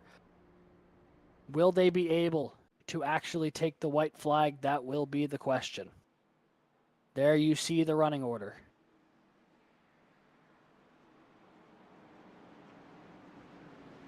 It's been a quiet night for the 08 of Daniel Cunningham, but he's not too far out of the picture as well in that 08. Same deal with the 4 of Ott, although we've seen him up toward the front a little more as of recently. They're going to wheel their way into turn 3, and the pace car is about to peel off. Green-white checkered attempt about to go green up at the front of the field. They will round the corner. Pace car driver going to make that left-hander down pit road. Flagman's got the green flag in the air. Here we go. Overtime racing from Pocono. A great launch there for the 48 of Lyons. Here we go into turn 1. It's Lyons, Kostick, and then Penn and Kurtz battling it side by side for third. Kurtz got a great run off the corner, though. He'll move into third place just behind Michael Kostick. Here they go into turn 2. That tunnel turn is going to be side by side for Penn and Hall. Hall dives to the inside of the 30. He'll take away the 4th spot, but wash up the track. Penn looking back to the inside. Lucas Lyons, only a car length of separation between Kostick and Kurtz behind him as they make their way off of turn 3. This is where they wrecked just a moment ago. Will they get through it cleanly? Yes, they will. White flag is in the air. Lucas Lyons, 1 lap away. He's got to defend both Kostick and Kurtz. In the turn 1 they go. The 48. Car length and a half ahead of the 8 and the 5. Andy Kurtz trying to drive it in deep, trying to make something happen against Kostick. Nothing going that time by. Down the backstretch they go. Here comes a run from the 8. He's closing in on the back bumper of Lyons. In the turn 2, the gap only a 1/10 of a second in the turn 2. Can he hold on to it here coming off the corner? Lyons barely an edge ahead of Kostick here in the turn 3. Where will the 8 try to make his move? Into turn 3 they go. Kurtz and Kostick both lunging in on Lyons, but they're not going to get there. The 48 of Lucas Lyons will hold on in overtime and win the OiL Xfinity Series race at Pocono in overtime. His first victory of the season. Lucas Lyons holds on for the victory, leading 31 of the 70 laps, and plays spoiler to the playoff drivers here tonight. A great drive from the 48, and he will pick up the victory.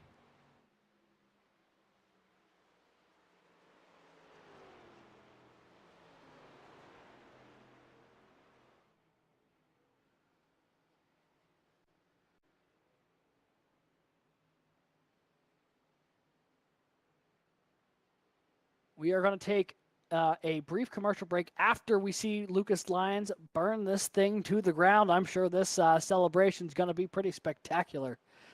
It's been a long time coming for this 48 machine. It's had an up and down year, but it was trending in the right direction for him toward the end of the regular season. And now he's going to be able to celebrate.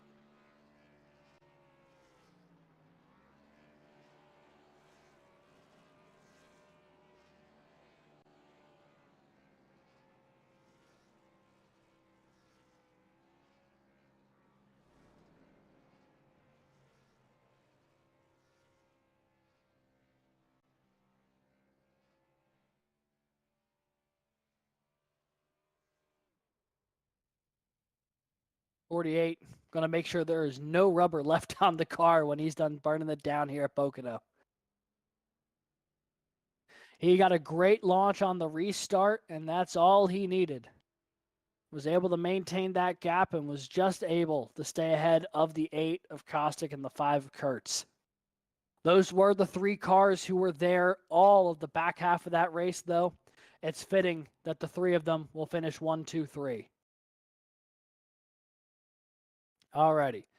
So we're going to take a quick commercial break, and when we are back, we're going to be talking to our podium finishers here live on Vspeed.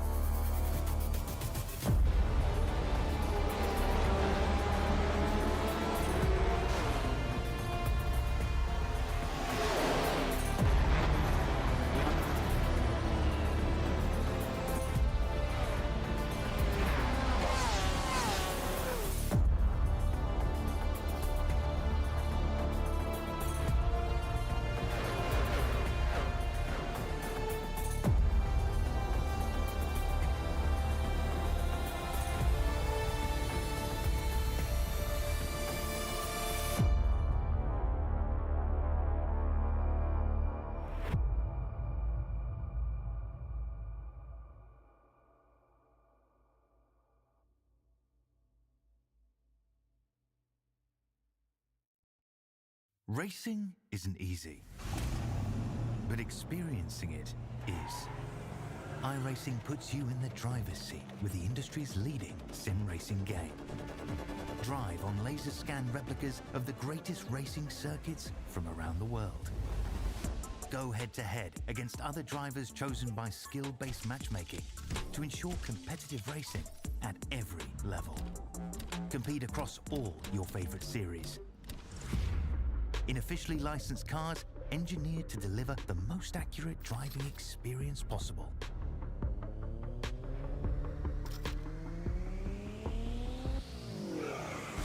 Join a race or host your own with players from across the globe. Race against the computer or in a league with friends. Feel the thrill behind the wheel. Visit iRacing.com.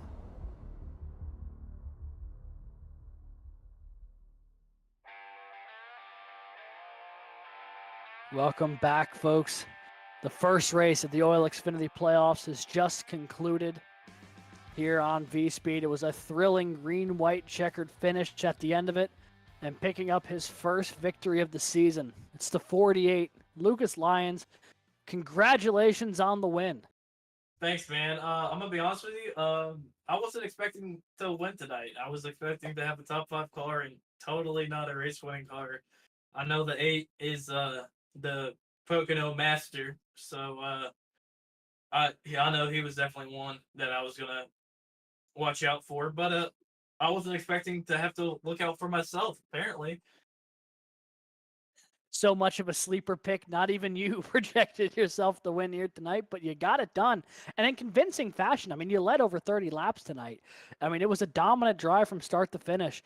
At what point did it change from you thinking, we have a pretty fast car to, we have a race winning car? Or did that only set in once you hit the checkered flag? it still hasn't set in, to be honest with you, man. I know Mike's mad fast here. And if that last caution didn't come out before the green white checkered, he was definitely going to have it. I was burning my stuff up.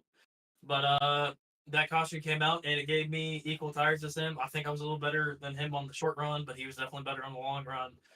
Uh, and I think that's really what gave me the win instead of Mike. I've raced Mike here so many times, and he's always whooped me.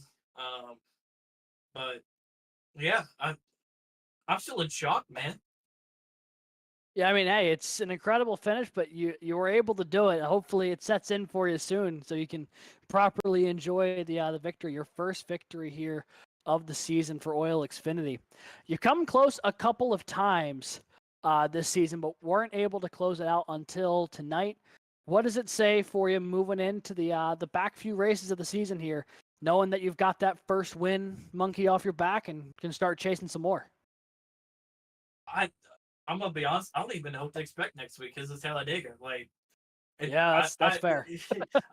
I honestly don't know what to expect, man. I won last night, and I was expecting to just run mid pack. I know 30 air is a big factor here, so I was like, well, if I qualify like I don't know 10th, I'm gonna be screwed.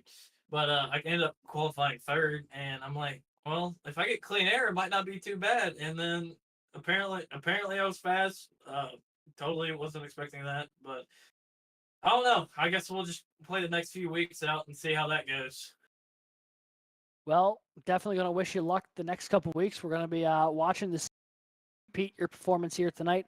Before we let you go celebrate, anyone you'd like to thank or shout out? I want to thank Alex Healy for the wise words of Pocono, and that that he loves triangles, and I guess I'm maybe another triangle master or something. I'm gonna thank Top Tier, Southeast Tutoring, Honor Home Loan, Scotty Oliver Racing, Cofield Asphalt Refinishing, Cofield Supply and Service, SM Racing Products. If you use code Lucas Lyons, you can save 15% off on your purchase. Helps everybody out. I want to thank all the Bandit teammates, all the C2 guys. I want to thank all my friends and family who tune in each week. I know I had a few new people tune in. I ran a pink car for someone because that's kind of what they requested. So if I keep running it like this, the pink may stay. So expect more pink. Alrighty, well, we'll certainly keep that in mind. Congratulations on the win there, Lucas, and hope to see you again in the booth real soon. Thanks, Alex. And that was Lucas Lyons, our race winner here tonight from Pocono, so effectively referred to by one Alex Healy. Yeah, while he was the one who picked up the victory here tonight, it was by a slim margin over this man, the guy who finished second and the highest finishing playoff driver tonight. It's the 8 of Michael Kostick. Congrats on the podium, but I'm sure you were looking for that last spot there, Michael. Yeah, I was kind of hoping them cautions didn't come on at the end. I feel like I had Lucas covered on the long run, but short run speed, we were pretty even, so it was going to be tough to get around him. But stage win, another playoff point, and second place isn't too bad to start it off. Yeah, I mean, it was a pretty solid run for you from start to finish. Led a good bit of laps, picked up the stage victory. Overall, did about as much as you could here tonight outside of getting that last spot that you would have needed, but still a really strong start to your playoff campaign. Does that give you some ease of mind going into the next couple wild card tracks of Talladega and then the Chicago Street Course, knowing that you've helped add to your points lead here tonight? If it wasn't for Talladega, yeah, but yeah, I mean, just gotta try to stay out of trouble next week. And Chicago, I'm not super great at, but I feel like I can run top 10, so I feel pretty safe there. So, yeah, I mean, all in all, just gotta be smart the next race and just keep trying to get some top 5 and top 10 finishes. Yeah, I mean, obviously Talladega is an absolute mess, to put it lightly. It's always going to be a bit of a wild card event. Do you have any sort of strategy you take into a restrictor plate race, or is it just things are going to happen and you're going to hope it's not to you? Yeah, I mean, I've tried pretty much every strategy, and none of them seem to work for me. So I just kind of go in and expect to get killed and hope I don't. Yeah, well, that's about as good a strategy as there is, I suppose. Obviously, congrats on your podium finish here tonight. Before we let you go on your way, anyone you'd like to thank or shout out? Yeah, thank you guys and Vspeed for doing the broadcast. It's fun to go back and watch them. Alex, Dave, and Cody for all the work they're putting in on the league, and all my teammates at Bandits and C2. Alrighty. Well, congratulations on the podium finish and adding a bit more playoff point security with your stage victory here tonight. We hope to see you again in the booth real soon. All right, thanks, man. That was second place finisher Michael Kostick in the 8.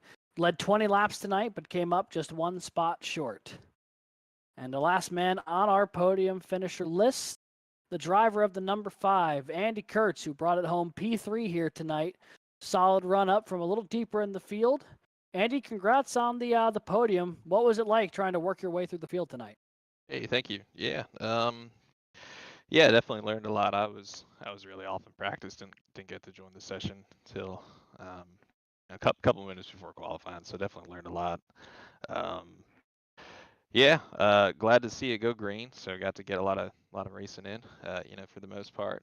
I think tire fall off was pretty big deal. So just tried to save my tires best I could, and just staying on top of pit strategy got me up to top 3. I was really hoping to see that last run with me, Lucas, and Mike kind of just go till the end without that caution. I think the 3 of us were gonna have a really good battle there. About 10 laps to go, but yeah, still ended up being a good finish. I think the top 3 were the ones who should have finished there. So glad to see that. Yeah, congrats to Lucas. Yeah, I mean, I think especially at the end of the race, you 3 were definitely the fastest cars on track in that closing stage, and it really kind of came to a head there just before the green-white checkered. If that stayed green, like let's say the green-white checker didn't have to come out, and that natural run to the end was going to occur, do you think you would have had the pace to pick up the victory? Because you were knocking on the door, you were there. Yeah, I wasn't. And that's why I was a little nervous about that green white checker or whatever, just because I wasn't too good on a short run, but I felt really good on a long run. And yeah, I mean Lucas, I think I led 1 lap, so I was happy about that. But Lucas got to me then, and I just let him go. And then Kostick, I did the same thing. I know he's really good here, and just figured that I would let them 2 have at it, and just save my stuff behind them, and just hope to maybe capitalize on something that they, with them 2 just racing side by side. So sort of how the first stage went with them up there. So yeah, that was my plan. I definitely think I would have had something for them, but yeah, got pretty close. Yeah, I guess we'll unfortunately never know on how that would have shaken out. But certainly we're in contention the whole way there at the back end of the race. But this is, your best finish since Charlotte a few weeks ago, and it couldn't have come at a better time here with it being the first race of the playoffs. You're going to gain some points on your competitors. Does that give you any ease of mind going into Talladega and the Chicago Street Course, or are those too big of wild cards to really have any sort of sense of security? They are, yeah. I think Lucas is probably the only one who's feeling really good, just with those 2 coming up. But yeah, I know a lot of guys in here are really good at road courses, so I'm definitely not one of them. Talladega I like a lot. I like super speedways. I like the idea of super speedway racing. Sometimes it can be really frustrating, and I'm just glad it's Talladega, not Daytona, so we could at least run through wide pretty comfortably. So should be good. Should see some passing going on. So I feel better about that for next week. So yeah, should be good. Got a bunch of really good teammates, so I think we'll work together, probably the best out of them, and yeah, hope to have a good run. Alrighty. Well, we're going to wish you the best of luck at Talladega. But before we let you go here tonight, anyone you'd like to thank or shout out while you're in the... Yeah, man. Yeah, just as I always, appreciate you guys at Vspeed putting on an awesome broadcast for us all season. So really been enjoying watching all of them, and certainly go back and watch this one. And yeah, just want to thank admins, Dave, Alex, everyone who helps us put this on, keep us all in line, and again, my teammates at Bandits and C2, just having a lot of fun this season. Yeah, well, certainly seems like the fun's only getting going if you guys are going to keep running the way you are. There's no doubt about that. But congrats on the podium there, Andy. We hope to see you again in the booth real soon. Thanks, man. And that was Andy Kurtz, our 3rd place finisher here tonight. A good run for all 3 of those guys. Had a great battle going at the end. And ultimately, I think it was a great finish here from the virtual Pocono Raceway. OiL Xfinity always tends to put on a great show here on Vspeed. It's always a pleasure calling these races because it's never a dull moment. I want to give a quick driver of the day shout out. I think we're going to give it today to our race winner, Lucas Lyons in the 48, picks up his first career OiL Xfinity victory. Leading 31 laps in the process. A great run to the front there for the 48. Qualified well, was able to battle up there with those playoff drivers and took a win away from them. And I think it was a great run for him to pick up his first career OiL Xfinity win. And it was not handed to him. He had to go out there and earn it, not only in the final run, but on that white checkered. And that is why I will give him our Vspeed Driver of the Day award for this race here from Pocono. But that does bring us to our final results here tonight from Pocono. We got to see those top three, Lyons, Kostick, and Kurtz. We just talked to them a moment ago. The margin of victory, only 1/10 of a second between Lyons and Kostick. But back and forth, it was our pole sitter, Bobby Hall Jr. And then in fifth, the 08 of Daniel Cunningham had to go 11 positions forward tonight to bring home that top five. Jim Ott will bring it home in 6th place tonight. Alex Penn in 7th took that strategy call late. Didn't quite work out for him, but still was able to net a top 10. Tony Iverson, with that early spin, set him back, but he was able to work his way forward in 8th. And then Matt Grenier and Wes Wiegand, 9th and 10th. Back in 11th, it is Justin Ray. It was the other driver who still gained some positions, but not enough as the 30 of Alex Penn did. He'll bring it home 11th. Tom Hall in 12th there, just ahead of Travis Bieber and Michael Cole in 13th and 14th. Craig Schroeder and Craig Anderson, not the NHL goalie. Craig Schroeder and Cody Anderson, 15th and 16th as the last two cars on the lead lap. The 11 of Dustin Reinstedel will bring it home 17th tonight after that late race caution. Dakota Shepard in the 101 will bring 18th. 19th, it is the 32 of Brett Bieber. The 2 of Mark Morton brings it home 20th. And rounding out our field tonight, it is Blake Hensley in 21st, Drew Prohl in 22nd, and Daniel Worthington in 23rd, all involved in some early incidents. And with that, there's nothing else we can do but to look ahead to what's on the schedule next week, the next race of this opening playoff round. We come to you live from Talladega. Talladega Superspeedway, the second race of 3 in the opening round of the playoffs. It's going to be an absolute wild card affair. Anybody could win it, and a win, if you are a playoff driver, locks you into the next round of the playoffs. So a huge opportunity for all 16 of these drivers to capitalize, since no one is locked in yet after Pocono. That should be a fun one. That will be on the... I'm just looking. Those dates are actually kind of out of sorts there. Might be in 2 weeks' time, actually, Producer Christian. Am I reading that right?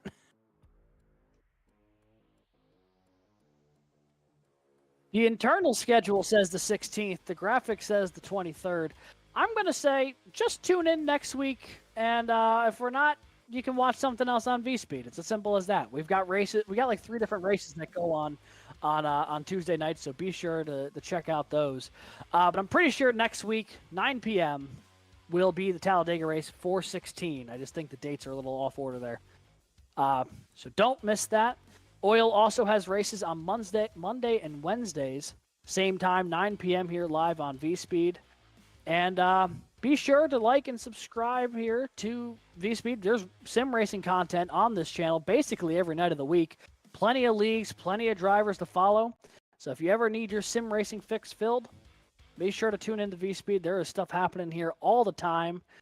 But that's going to do it tonight for our coverage from OiL Xfinity Pocono. Want to thank you all so much for tuning in on behalf of the OiL Xfinity series, on behalf of Speed and producer tonight, Christian Hill. I've been Alex Gagnon saying thank you so much for tuning in. We're going to catch you next time.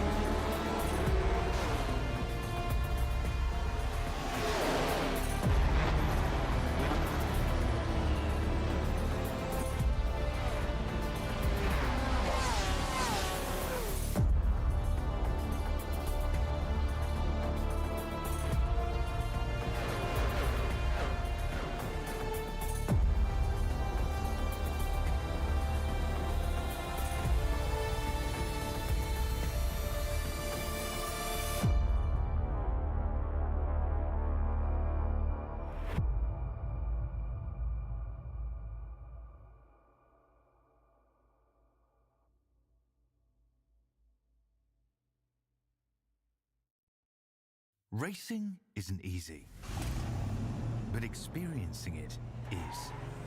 iRacing puts you in the driver's seat with the industry's leading sim racing game. Drive on laser scan replicas of the greatest racing circuits from around the world.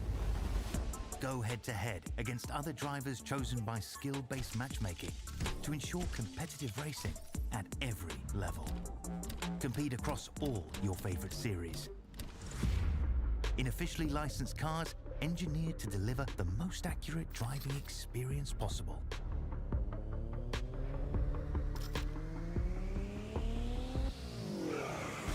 Join a race or host your own with players from across the globe. Race against the computer or in a league with friends. Feel the thrill behind the wheel. Visit iRacing.com.